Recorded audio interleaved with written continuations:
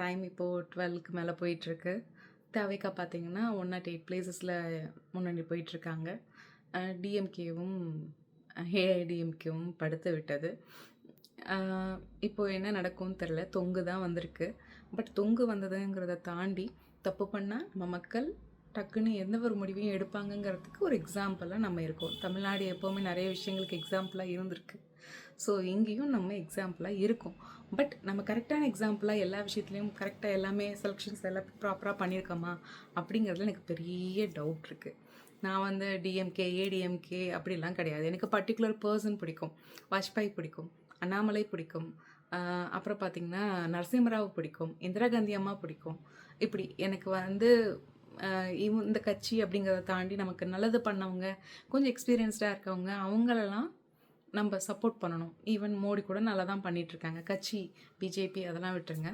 But அதுக்கு முன்னாடி இந்த 10 வருஷத்தில் இந்தியா எங்கே இருந்துச்சுன்னு நானும் என் கண்ணால் பார்த்துட்டு இருந்தேன். இப்போயும் நான் பார்த்துட்டு தான் இருக்கேன். ஸோ இந்தியா ஒன்றும் மோசமாக போகல. ஸோ அது வரையும் எனக்கு ஓகே. பட் இப்போ நீங்கள் புதுசாக ஒரு கட்சி, இந்த 2 கட்சியும் வேணாம், இன்னொரு கட்சிக்கு போகணுன்னு ஆசைப்பட்டால் அதுக்கு நிறைய கட்சி இருக்குங்களே தமிழ்நாட்டில். ஏன் நம்ம இந்த கட்சியை தூக்கி போட்டோம்? ஏன்னா அவர் ஹீரோன்றதுனாலையா, இல்லை அவர் பார்க்க ரொம்ப அட்ராக்டிவாக இருக்காருங்கிறதுனாலையா எனக்கு தெரியலை. ஒரு ஹீரோவாக இருக்கிறவர் ஹீரோவில் படத்தில் வின் பண்ணுற மாதிரி நம்ம வந்து எலெக்ஷனில் வின் பண்ண வச்சுருக்கோம். அதுவும் யார்? பீகார் பீப்புளோ இல்லை மற்ற கொஞ்சம் அன்எஜுகேட்டட் அதிகமாக இருக்கிற பீப்புள் இருக்கிற ஏரியாவோ கிடையாது. இது தமிழ்நாட்டில் நடந்திருக்கு. தமிழ்நாட்டில் இப்படி நடக்குமா அப்படிங்கிறது எனக்கு கொஞ்சம் கஷ்டமாக தான் இருக்குது. கொஞ்சம் யோசிச்சு போடலையோ, கொஞ்சம் சீட்ஸ் கொடுத்துருக்கலாம். இப்போ எங்கே ஸ்வீப் பண்ணிட்டாங்க, சென்னையிலலாம் பார்த்திங்கன்னா ஸ்வீப் பண்ணிட்டாங்க, அப்புறம் 2-3 டிஸ்ட்ரிக்டில் ஸ்வீப் பண்ணிட்டாங்க. பட் இப்படி ஒரு வின்னை வந்து ஒருத்தவங்களுக்கு புதுசாக வந்தவங்களுக்கு கொடுக்கணுமா? அவங்க எதாவது மேனிஃபெஸ்டோ ப்ராப்பராக கொடுத்துருக்காங்களா? டிஎம்கேலேருந்து ஏடிஎம்கேலேருந்து காப்பி பண்ணி கொடுத்துருக்காரு. எல்லா பீப்புளையும் மீட் பண்ணாரா? டவுன் டு எர்த்தாக கீழே இறங்கியிருக்காரா? இனி எதுவுமே பண்ணலை. அட்லீஸ்ட் அவருக்கு ஒரு 5 இயர்ஸ் சம் சீட்ஸ் கொடுத்து அவங்க கொஞ்ச நாள் என்ன பண்ணுறாங்கன்னு நம்ம பார்த்துட்டு அடுத்து நெக்ஸ்ட் டைம் டிசைட் பண்ணியிருந்தா நம்ம வந்து வைஸ் பீப்புள் அப்படின்னு எனக்கு தோணியிருக்கலாம். பட் அப்படி நடக்கலை. எனக்கு தெரிஞ்சு இது எந்த அளவுக்கு தப்பு ரைட்டுன்னு எனக்கு தெரியலங்க. நெக்ஸ்ட்டு 5 இயர்ஸில் நமக்கு அதுக்கான கொஷினுக்கான ஆன்சர் கிடைக்கும்.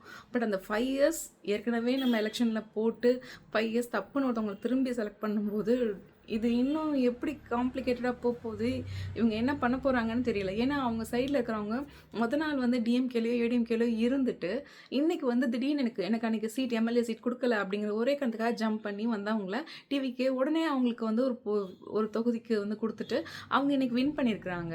அவங்க வந்து யாரும் பியூர் ஹேண்டட் கிடையாது. அவங்கெல்லாம் வந்து என்னென்னா ஏன்னா அவங்களுக்கு எதாவது அவங்க 2 பேரும் அது பண்ணுறாங்கன்னு தானே மாற்றிருக்கீங்க. அங்கே இருக்கிற மெயின் ஒரு பெரியவங்கலேருந்து எல்லோரும் நிறைய பேர் என்ன பண்ணி இருக்காங்க. எல்லாரும் வேற ஒரு இதில் இருந்துட்டு எல்லாம் பணம் உங்களுக்கே புரியும். அப்படி இருந்துட்டு வந்தவங்க இங்கே வந்து இவருக்கு கீழே எப்படி நல்லது பண்ண முடியும் நமக்கு எனக்கு தெரியும். ஏன்னா விஜய்க்கு எந்த அளவுக்கு அவருக்கு எல்லா விஷயங்களும் தெரியும்னு நமக்கு தெரியாது இல்லைங்களா? அவர் எதுவுமே ஒரு பேட்டி கொடுக்கல, ஒரு ரிப்போர்ட்டர்ஸ் கேட்குற கொஷினுக்கு ஆன்சர் பண்ணலை, அவருக்கு என்னெல்லாம் தெரியுங்கிறதே நமக்கு தெரியாது. ஸோ அவர் மொத்தமாக எல்லா தொகுதிக்கும் போகலை, எல்லா டிஸ்ட்ரிக்ட்டுக்கும் போகலை, நம்மக்கிட்ட டவுன் டு எர்த்தாக கீழே இறங்கி வந்து ஏதாவது ஒரு மெயினான ப்ராப்ளம்ஸ்க்கெலாம் அவரோட குரல் இருந்துச்சா அப்படின்னு கேட்டால் அதுவும் இல்லை. ஸோ இப்படி எதுவுமே இல்லாமல் நம்ம ஒருத்தரை கண்மூடித்தனமாக அகைன் தப்பான விஷயத்த செஞ்சுருக்கோமா இல்லை கரெக்டான விஷயமா செஞ்சுருக்கோமா அப்படிங்கிற ஆன்சருக்கு நம்ம பல வருடம் காத்திருந்து நெக்ஸ்ட்டு எலெக்ஷன் வரைக்கும் வெயிட் பண்ண வேண்டி இருக்கும். ஸோ எனக்கு கொஞ்சம் என்ன கஷ்டமாக இருக்குன்னா, இது வேறு ஸ்டேட்டில் நடந்திருக்கலாமே. ஏன் என்னோடய ஸ்டேட்டில் இவ்வளோ படித்தவங்க இங்கே இருக்கவங்க எல்லாம் ரொம்ப திறமைசாலிகள் அப்படின்னு சொல்கிறவங்க தன்னோட அகைன்ஸ்டாக இருக்கிறவங்க நோட்டா போட்டு கூட காமிச்சிருக்கலாமே. எல்லாருக்கும் இந்த இது பிடிக்கலன்னு சொல்லிட்டு அதையே நம்ம மக்கள் பண்ணாமல் இப்படி ஒரு இது பண்ணாங்கன்னு தெரில. ஒரு நான் தமிழர் கட்சி கூட கொஞ்சம் நாளாக இருக்கே, அவங்களுக்கு கூட போட்டு பார்த்துருக்கலாமே. நீங்கள் இவங்க 2 பேர் தப்பு பண்ணுறாங்கன்னா 3வது அவரையே சூஸ் பண்ணாமல் நீங்கள் ஒரு புதுசாக வந்த ஹீரோவை ஒரு ஒரு அட்ராக்ஷனில் சூஸ் பண்ணியிருக்கீங்களே அப்படிங்கிறது எனக்கு மனசு கஷ்டமாக இருக்குது. ஏன்னா எனக்கோட ஃபேவரட் ஹீரோ வந்து டிவிகே தலைவர் தான், நான் இல்லைன்னு சொல்லலை.